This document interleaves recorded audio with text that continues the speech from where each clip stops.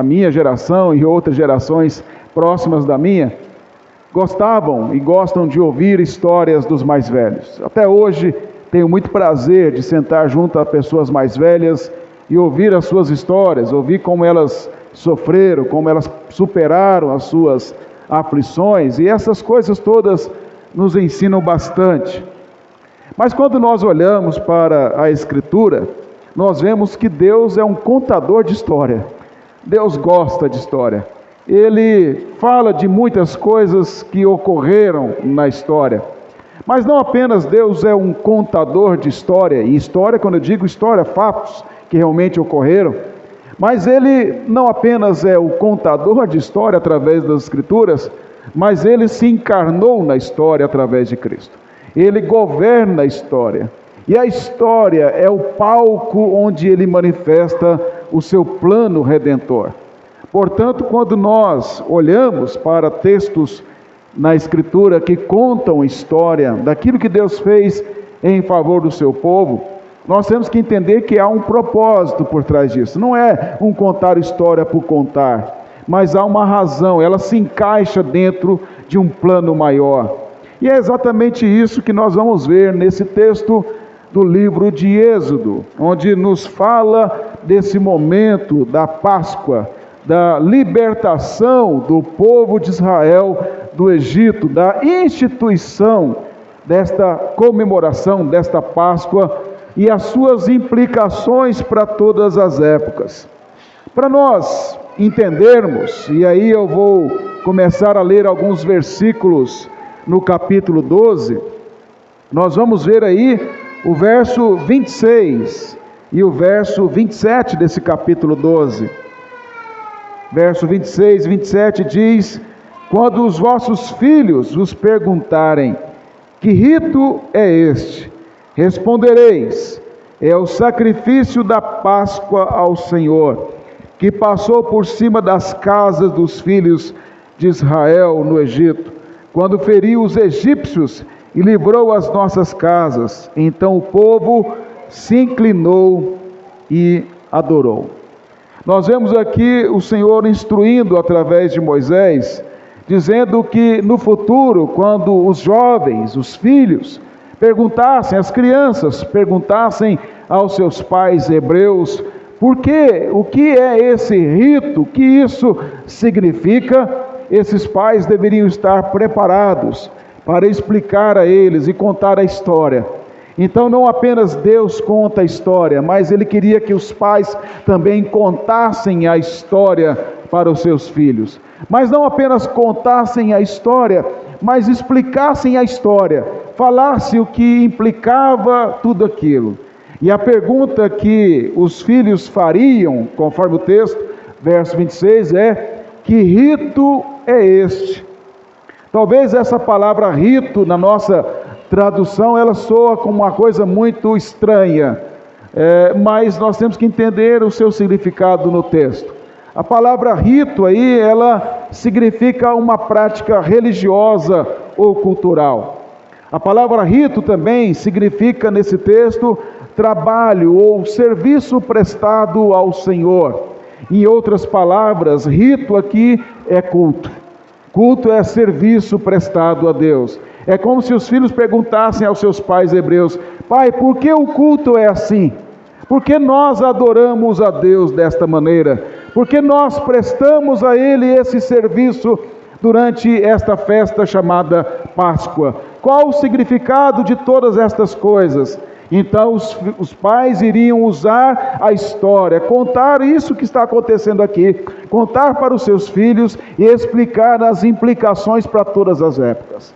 É exatamente o que nós fazemos. Não sei se veio à sua mente a ligação, mas o apóstolo Paulo, quando falou da ceia do Senhor, ele diz que, porque o que eu recebi do Senhor e também vos entreguei, que o Senhor Jesus, na noite que foi traído, tomou o pão e, tendo dado graças, o partiu e disse: esse é meu corpo que é dado por vós, fazei isto em memória de mim. Por semelhante modo, depois de haver ceado, tomou o cálice, dizendo: este cálice é a nova aliança no meu sangue. Fazei isto todas as vezes que o beberdes em memória de mim. 1 Coríntios capítulo 11, verso 23 e 25. Aqueles hebreus deveriam fazer todo esse cerimonial, todo esse rito, todo esse culto relacionado à Páscoa, com a morte de cordeiro, com o sangue do cordeiro, com os pães asmos, fazendo isso em memória do que Deus havia feito por eles lá no Egito. Agora o Senhor Jesus, que é o Cordeiro de Deus, que é aquele para o qual os cordeiros apontavam, que é o cumprimento de todos esses sacrifícios, ele não muda, ele não remove a Páscoa, mas ele muda os elementos da Páscoa. Ele agora não usa mais o sacrifício de cordeiro animal, ele próprio será o cordeiro. Ele coloca o pão, ele coloca o cálice, e ele diz que isso deveria ser feito em memória dele. De tal maneira que quando nós participamos da ceia do Senhor, nós fazemos isso contando uma história. Nós fazemos isso lembrando uma história, lembrando um momento da história em que o próprio Deus encarnado, ele morreu numa cruz e derramou o seu sangue, e que ele fez isso para a remissão dos nossos pecados. Portanto, quando olhamos para Êxodo capítulo 12, que é a base da qual Jesus vai usar e vai ampliar, nós vemos aqui algumas coisas interessantes nesse cenário do capítulo 12. Como é que a Páscoa hebreia era comemorada? Como é que ela era feita? Nós vemos aqui alguns elementos que eu quero destacar e você apenas acompanha aí no capítulo 12 de Êxodo, eu vou apenas citar. O que tinha nesta Páscoa? Primeira coisa, e mais importante, verso 4 e verso 5, verso 3 e verso 4, aliás, diz sobre o cordeiro. Havia cordeiros por cada família. Cada família tinha que sacrificar naquele momento um cordeiro. Então o principal personagem, vamos dizer assim, o mais importante nesta Páscoa é um cordeiro, e um cordeiro sem defeito, cordeiro ou um cabrito, como diz o verso 5. Depois nós temos aí no verso 7, esse sangue do cordeiro morto ali no sacrifício, deveria ser usado para passar nos umbrais da porta, nas ombreiras da porta, na entrada da casa de cada família dos hebreus que fez o sacrifício. Então passava-se ali o sangue naqueles umbrais da porta.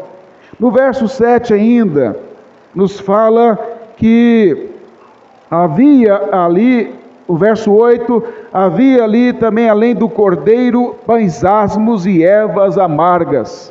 Os pães asmos eram pães sem fermento, para mostrar a pureza do ensino de Deus, que Paulo mesmo diz que a doutrina tem que ser sem fermento, sem deturpação. Então, tudo aquilo que Deus havia ordenado a eles era simbolizado pelos pães asmos que mostravam a pureza dos mandamentos do Senhor.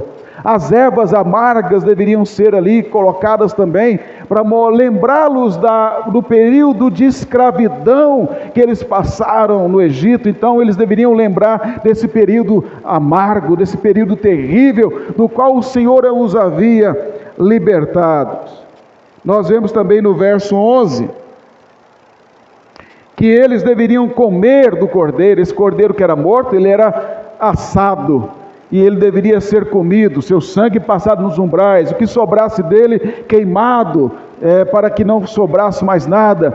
Mas enquanto eles comessem, enquanto eles ceassem aquele cordeiro assado, eles deveriam estar vestidos, deveriam estar cingidos de túnica, deveriam estar com sandálias nos seus pés. Por quê? Preparados para sair do Egito, preparados para uma longa caminhada, preparados para a peregrinação, para não mais pertencerem àquela condição de escravos do Egito. Por quê? Porque o Senhor haveria de em seguida libertá-los completamente da escravidão. Então assim se comemorava a Páscoa, lembrando cada parte, cada rito, cada detalhe. Ele tinha um significado, ele tinha um simbolismo, ele tinha um propósito para que o povo pudesse olhar para isso e pudesse pensar sobre isso. Quando nós olhamos para o Novo Testamento, nós vemos esses elementos sendo alterados, como eu já disse. O próprio Deus, que é Cristo, ele coloca em lugar de cordeiro sendo morto, ele parte o pão, para mostrar que ele será partido. Ele não oferecerá nenhuma resistência ao ser levado para a cruz. Assim como o pão, quando você vai parti-lo, ele não tem nenhuma resistência para ser partido. Assim também Cristo iria se oferecer ao Pai como sacrifício em nosso lugar. Ele seria esse pão sem fermento, esse pão perfeito, esse pão sem levedura, esse pão puro da parte de Deus que vem do céu. O seu sangue não seria mais sangue do cordeiro sacrificado, passado nos umbrais das portas, mas seria o sangue do próprio Cristo encarnado, do próprio Deus, que iria derramar o seu sangue na cruz para pagar a nossa dívida de uma vez por todas. Então, o cálice da ceia, simbolizando aquilo que ele iria fazer, de tal maneira que o que nós temos na ceia do Senhor é uma ampliação daquilo que aconteceu lá no Egito, um cumprimento daquilo que ocorreu no Egito. Da mesma forma em que nós deveríamos participar da ceia com sandália nos pés e cingidos, prontos para estar na presença do Senhor, prontos para partir para a glória, assim o povo estava pronto para partir do Egito. Em Lucas, há um detalhe quando fala sobre o momento em que Jesus ministrou a ceia. Ele diz que ele se pôs à mesa com os discípulos, Lucas 22, verso 14 e 15. Pôr-se à mesa ali, a ideia é que Jesus, enquanto partia o pão e tomava o cálice com os seus discípulos, ele fez isso em pé. E ele inclinou a mesa para pegar os elementos da ceia e partir, para demonstrar a urgência do momento. Assim como o povo de Israel tinha que estar com sandálias nos pés e vestimenta apropriada para uma caminhada, assim o Senhor Jesus estava com os seus discípulos, pronto para o momento em que ele passaria pela cruz, pelo sacrifício em nosso lugar. Mas voltando ao capítulo 12, verso 2. Olha o verso 2 agora.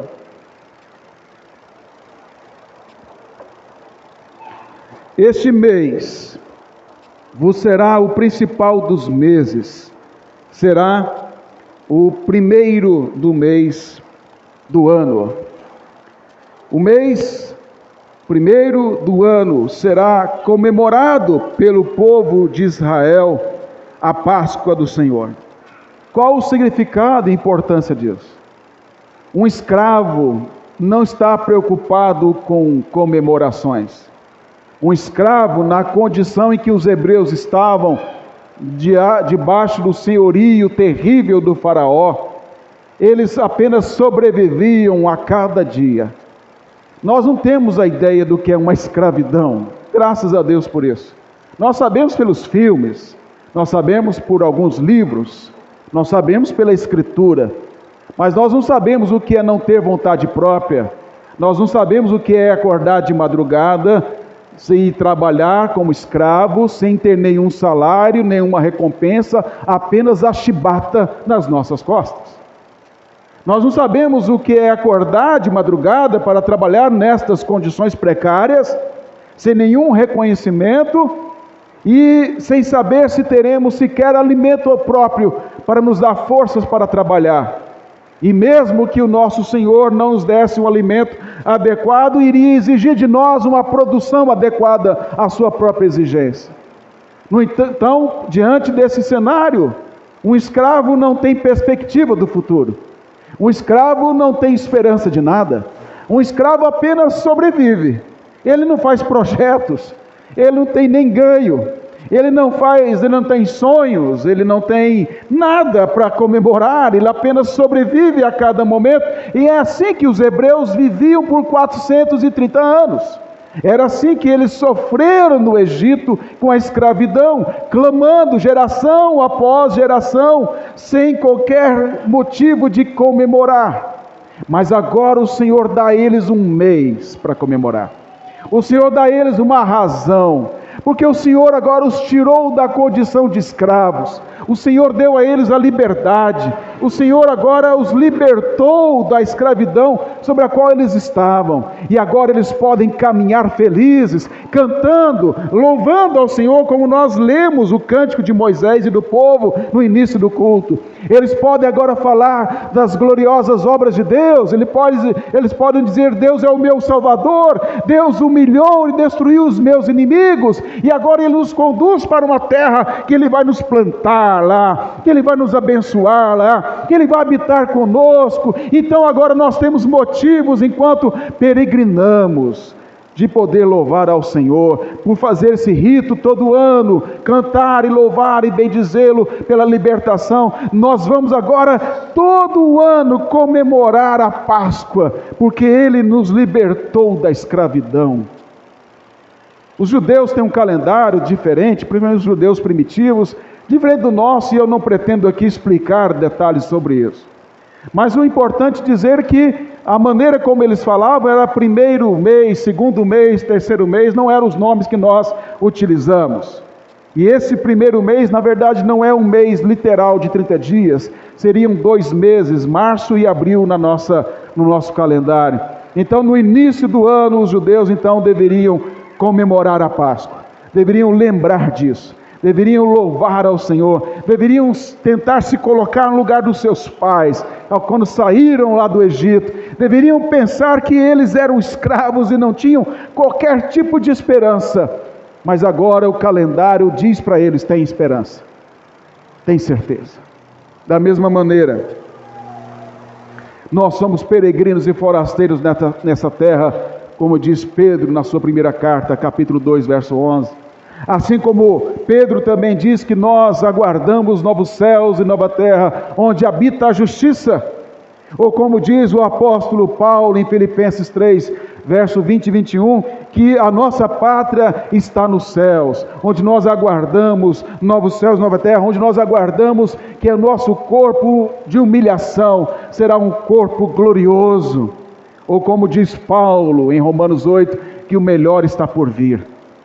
Que os sofrimentos do tempo presente não podem comparar com a glória que está em nós. Ou seja, nós comemoramos não apenas na Páscoa por data em nosso calendário, nós comemoramos todos os dias a nossa libertação, nós comemoramos todos os dias a ressurreição de Cristo, nós comemoramos todo dia enquanto peregrinamos em memória dele, essa certeza de que nós estaremos com ele. Mas olha o verso 13. 12 e 13. Porque naquela noite passarei pela terra do Egito e ferirei na terra do Egito todos os primogênitos, desde os homens até os animais. Executarei juízo sobre todos os deuses do Egito, eu sou o Senhor. O sangue vos será por sinal nas casas em que estiverdes. Quando eu vir o sangue, passarei por vós, e não haverá entre vós praga destruidora, quando eu ferir a terra do Egito. De quem o povo de Israel foi poupado? Eu sei que o que eu vou dizer aqui pode escandalizar alguns, porque infelizmente quando se prega coisas erradas no meio da igreja, a verdade parece que é heresia. Mas o povo de Israel foi poupado de Deus.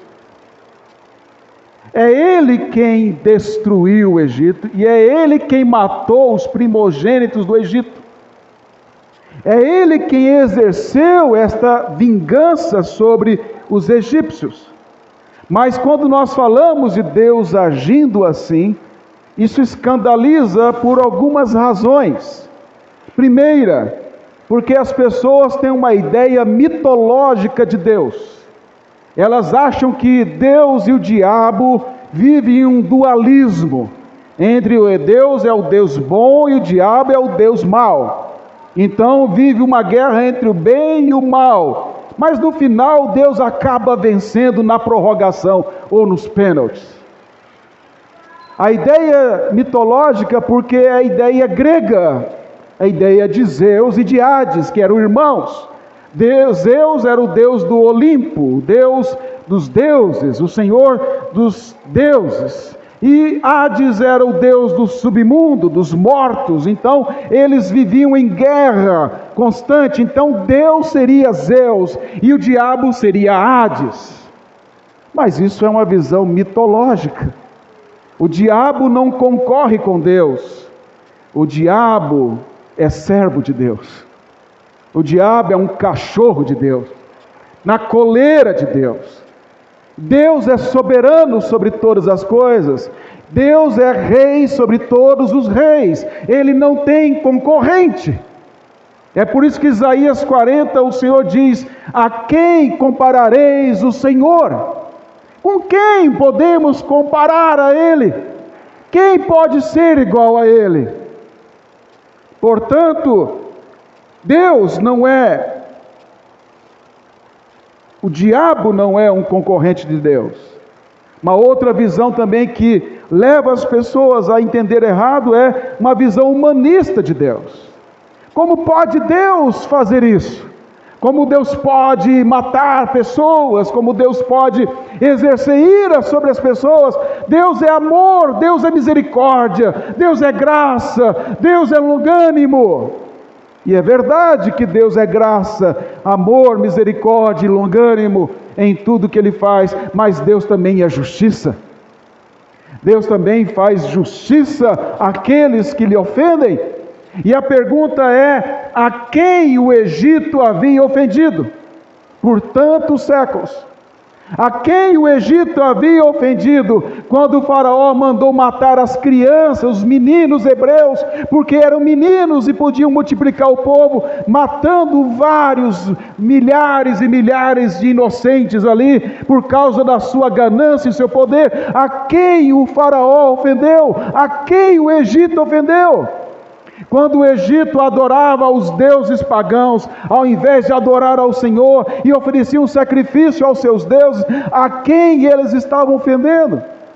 A quem o Egito estava ofendendo durante séculos, escravizando os hebreus, matando os hebreus, fazendo violência aos hebreus, fazendo violência a outros povos. E pior ainda, o Egito foi um instrumento de Satanás para tentar matar a semente santa da descendência de Abraão, do qual sairia Cristo, ou seja, era uma guerra espiritual.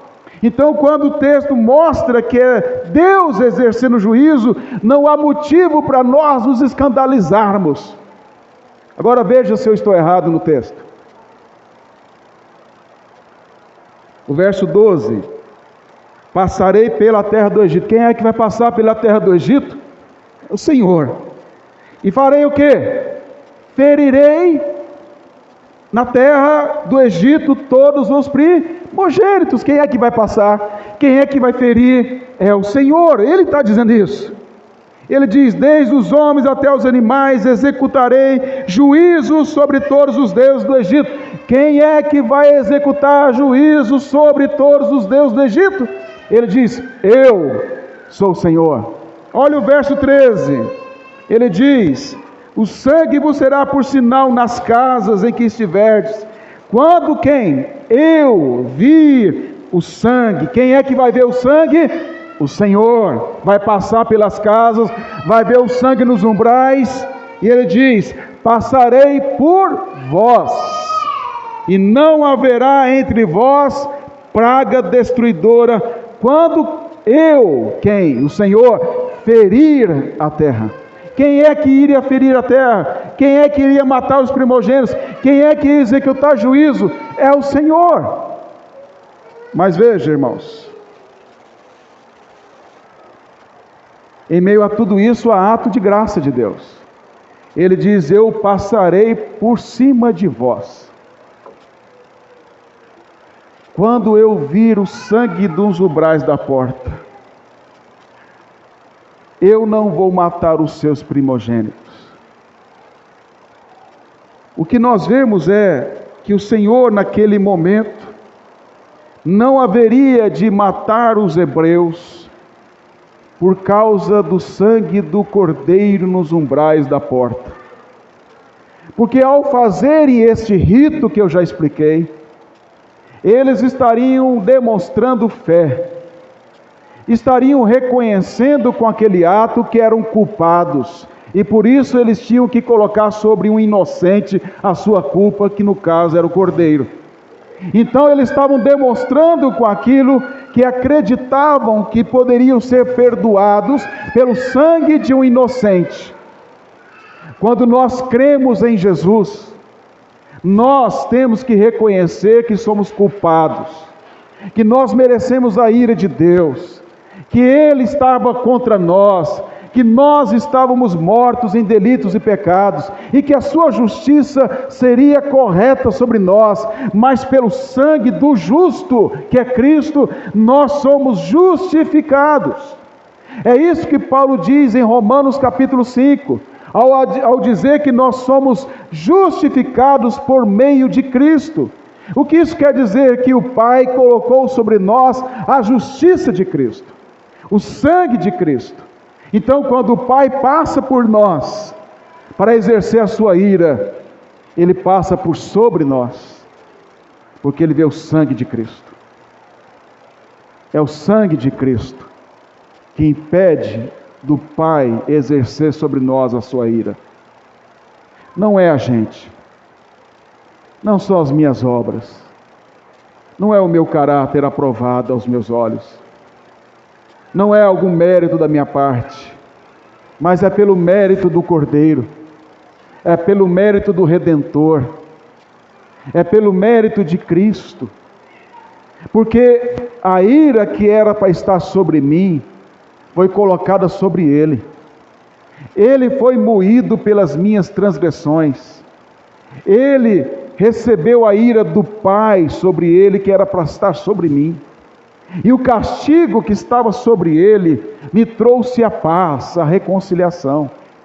Portanto, da mesma maneira, daquele rito, em que o Senhor não exerceu o seu juízo sobre os hebreus, por causa do sangue nos umbrais da porta, por causa do sacrifício do Cordeiro, assim também o Pai não exercerá sobre nós a sua ira, por causa do sangue de Cristo. É o sangue de Cristo que torna o Pai propício a nós. 1 João, capítulo 2, verso 1 a 2.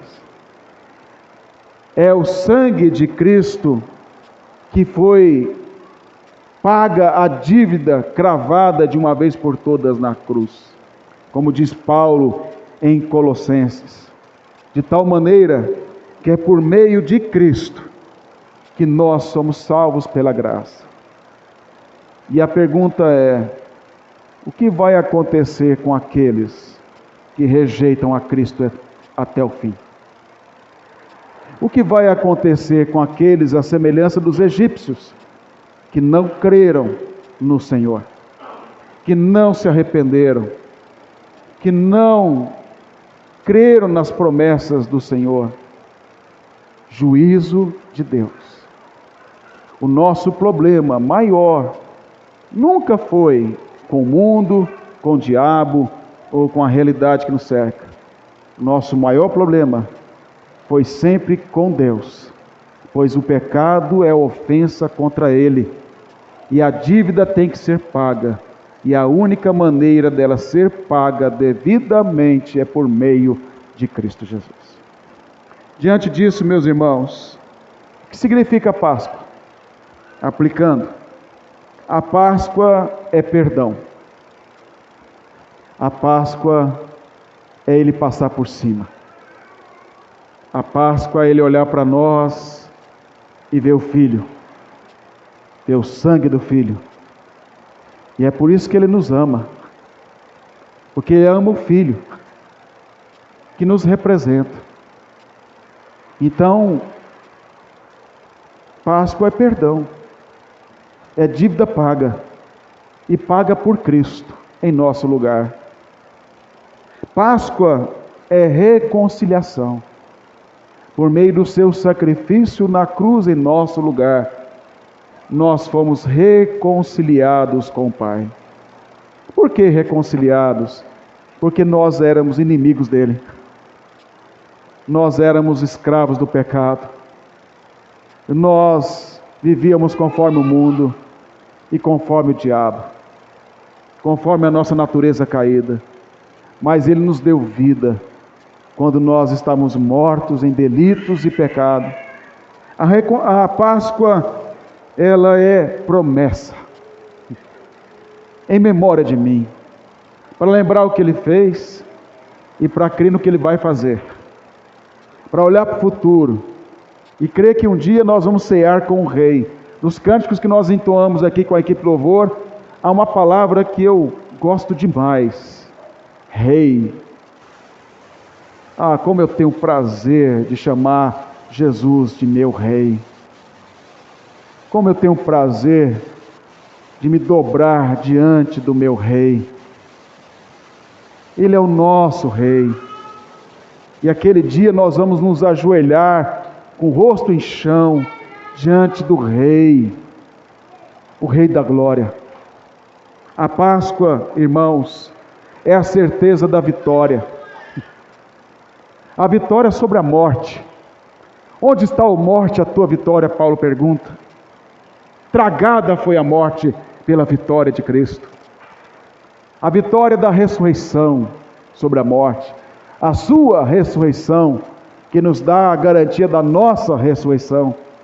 A sua ressurreição, que nos dá a certeza de uma vitória eterna sobre os efeitos da queda sobre a morte. É na sua segunda vinda que a morte morrerá. É na sua segunda vinda que a morte será destruída, tirada completamente da nossa realidade. A ressurreição é a base da nossa fé. A ressurreição é a Páscoa. Por último, a Páscoa é Cristo. É o Cordeiro Pascual. Ele é a Páscoa. Ele é o perdão. Ele é a reconciliação. Ele é a graça de Deus sobre nós.